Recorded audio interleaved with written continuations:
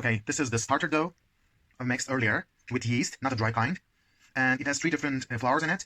One the regular all-purpose flour, and the purple wheat flour, and whole wheat flour. Now I'm going to add some sourdough starter as well, just for the taste, not for the rise. And I'm going to add my all-purpose flour in it gradually, adding and checking the consistency of this. Okay, the machine's kneading the dough, and I'm gradually adding some olive oil. This is supposed to be an Italian-style pizza crust from scratch, so we need extra virgin olive oil in it. I'm going to alternate the all-purpose flour with some wheat bran, and I'm going to make this dough a mixture of bran and all different kinds of flours in it, and this is going to be tastier than you expect. This dough needs approximately 5 or 6 minutes, really good, vigorous kneading. So increase the speed as you go, and it will shape into a ball.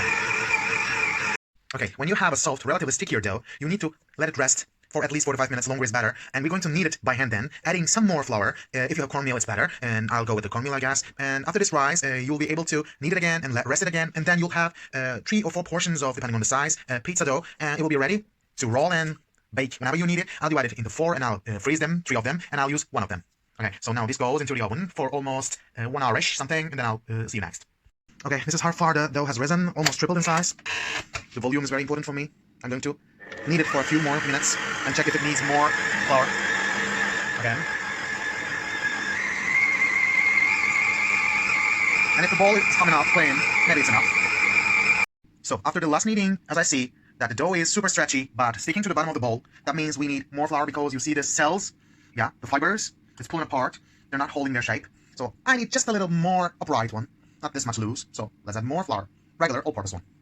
Okay, when the machine finishes its work, you need a baby butt smooth dough, so we need to dive in with our hands more. We need to fold it and knead it more to make the surface stretchy, not with particles, not rough. It needs to be super smooth, and we'll rest it for another 45 minutes more for the last time, and then we'll portion it up. So this is after I knead the dough with my hand. That's super smooth. You can see how all the different flours are portraying themselves, because we have so many different things like whole wheat, regular all-purpose, and purple wheat flour, and we also brand in it. So let's see.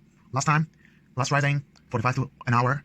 Let it rest. Some olive oil on top for not to form a crust.